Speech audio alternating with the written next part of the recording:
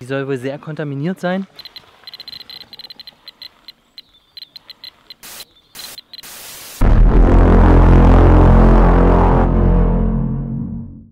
Die Nuklearkatastrophe von Tschernobyl ereignete sich am 26. April 1986 in Block 4 des Kernkraftwerks nahe der ukrainischen Stadt Pripyat.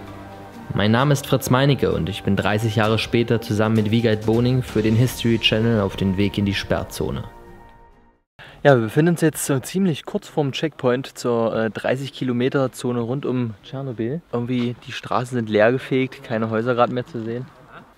Es war ein ziemlich merkwürdiges Gefühl, an genau diesen Ort zu fahren, wo sich damals die Katastrophe ereignet hat. Wir fuhren über holprige Straßen und dichte Wälder immer weiter Richtung Tschernobyl. Am ersten Checkpoint trafen wir dann auf unseren Guide, Alex. Er erklärt uns kurz, worauf wir achten müssen und welche Spielregeln es in Tschernobyl gibt. I'm your guide. Hey. Nice to meet you. Nice to meet you. I will show you Pripyat, Chernobyl nuclear power plant, all exclusion zone. Now we are on a first checkpoint. It's the broadest 30 kilometers exclusion zone. Can you close the lines? Do you have something to close your lines? No? Close. Ah, okay. Ja. Mostly all territories of exclusion zone are contaminated. It's the soil and moss, especially moss. Asphalt is not contaminated, it was cleaned by militaries. Nach einer kurzen Einweisung von Alex, worauf wir unbedingt achten müssen, ging es zu unserem ersten Ziel, der ehemaligen Arbeiterstadt Pripyat. Ja Leute, wir sind jetzt im 10-Kilometer-Ring und es wirkt irgendwie bedrückend. Alles so leergefegt. Dangerous level starts after 100 microsievert. If it were 100 before point, it just starts to be dangerous, but it not be dangerous if you will spend few minutes on this place. It just depends on how much. Yes, how much time. Wir sammelten erste Erfahrungen mit dem Dosimeter, das uns anzeigte, wie hoch die Strahlung aktuell ist. Alle hatten ein ziemlich mulmiges Gefühl, die unsichtbare Gefahr ist weder schmeckbar, riechbar noch fühlbar. Nur durch das Piepen des Dosimeters bekam man mit, welcher Gefahr man aktuell ausgesetzt war.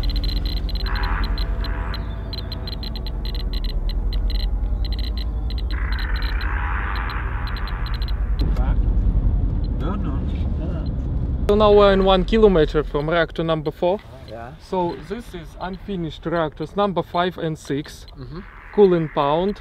Reactor number 3 stopped in the year 2000. So it produced energy after accident until year 2000.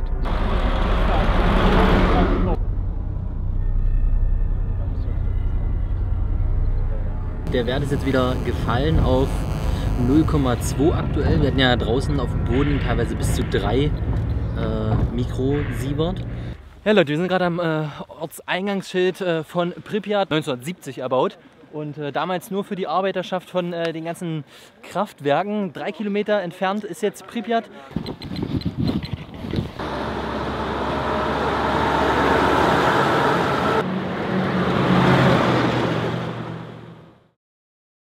Pripyat ist heute eine Geisterstadt. Zum Zeitpunkt der Katastrophe wohnten hier etwa 50.000 Menschen, darunter ca. 15.500 Kinder.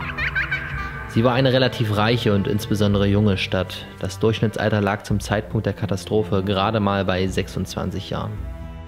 It concentrates radiation like a mushroom. How much is it? Now you see? Ah, okay.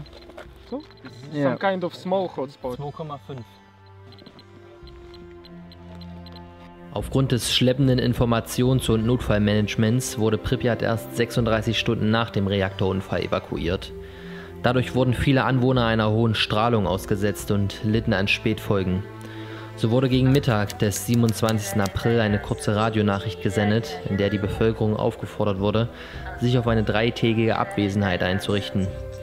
Die Evakuierung erfolgte ab 14 Uhr und wurde mit ca. 1200 Bussen innerhalb von 2,5 Stunden durchgeführt.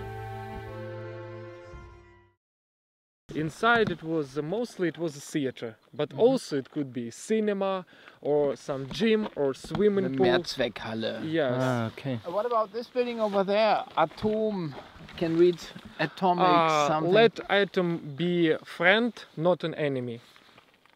Lass Atom dein Freund sein, nicht dein Feind.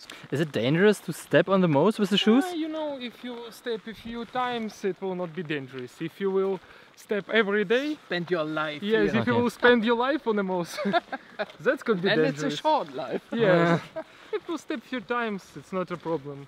If I am as a guide will step every day on the Ja. mouse, yes, it could be a little problem.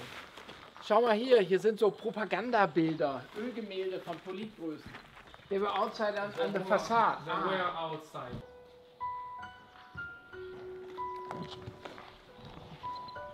Because of water. That's why it's dangerous to walk inside. So it's a backstage of theater. It's a main stand. Ja, okay.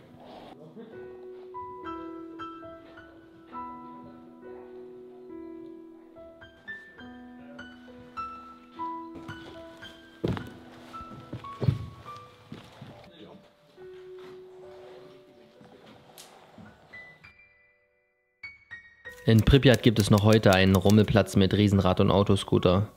Der Rummel sollte am 1. Mai 1986 eröffnet werden, wozu es wegen der Reaktorkatastrophe nicht mehr kam. Da die Bewohner in dem Glauben gelassen wurden, bald wieder nach Hause zu können, stehen viele Gebäude noch im Originalzustand. Allerdings kam es im Laufe der Zeit zu Vandalismus und Plünderungen. So wurden Wohnungen nach der Evakuierung ausgeraubt und beschädigt. Die Halbwertszeit des radioaktiven Isotops Cäsium-137, das hauptsächlich bei der Katastrophe in die Umwelt geschleudert wurde, liegt bei ungefähr 30 Jahren. Das heißt, heute, 30 Jahre nach der Katastrophe, hat sich die Menge der gefährlichen Nuklide erst halbiert. Experten sagen, dass erst nach 10 Halbwertszeiten, also 300 Jahren, davon gesprochen werden kann, dass das Cäsium nicht mehr vorhanden ist.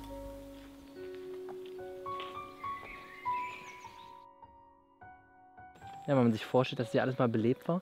Und einfach der Punkt, dass sich die Natur alles wieder zurückerobert. Ne? Also man sieht wirklich, wie ja, Bäume sich durch das Mauerwerk wieder zurückkämpfen. Hier hinten ist ein sehr, sehr gutes Beispiel. Kann ich euch mal zeigen. Seht ihr richtig schön die Wurzeln, wie sich das alles da durchkämpft. Der Baum quasi aus dem Nichts auf einer Mauer gewachsen ist. Dieser Kontrast zwischen dieser doch krassen Katastrophe, die hier passiert ist, dem Frühling, Wiedergeburt.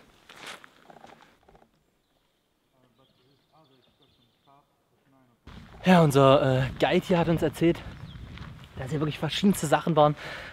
So, ich glaube 15 Kindergärten, wenn ich mich nicht recht erinnere, 5 Schulen. Nagelt mich jetzt nicht fest, ob die genaue Zahl, aber auf jeden Fall hat hier die durchschnittliche Familie 3 Kinder. Und das Durchschnittsalter war bei 26. Hier im Hintergrund war so eine Halle, die ja in verschiedenen Orten, so generell hier in der Ukraine aufgebaut worden ist, wo dann verschiedene Sachen drin waren. Ob es jetzt ein Club ist, ob es eine Diskothek ist. Nein, so Thema Schwimmbad, Kino, Fitnesscenter. Und also ich muss sagen, der Platz hier ist auf jeden Fall sehr beeindruckend, weil man so einen großen Überblick hat.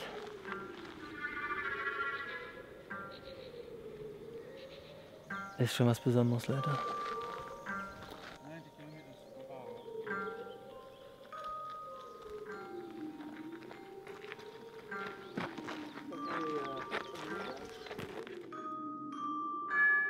Das Stadion war zum Zeitpunkt des Unfalls nicht komplett fertiggestellt.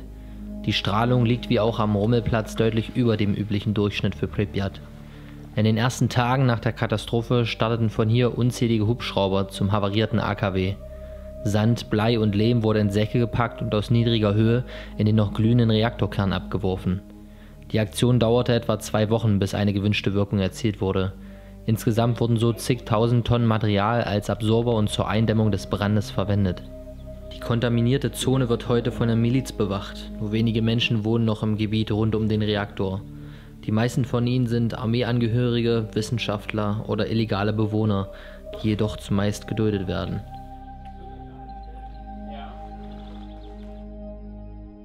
Ja, wir sind hier gerade im Stadion von Pripyat. Ehemaliges Fußballstadion.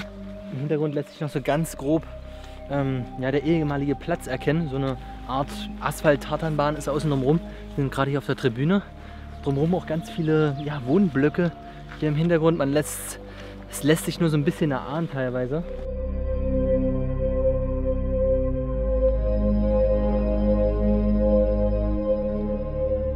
It takes the trash from a roof and just in a bus outside from a roof. Ja Leute, wir fahren jetzt zu der Kralle, mit der damals im Reaktor 4 der Müll rausgeholt worden ist oder Trümmerteile. Und die soll wohl sehr kontaminiert sein.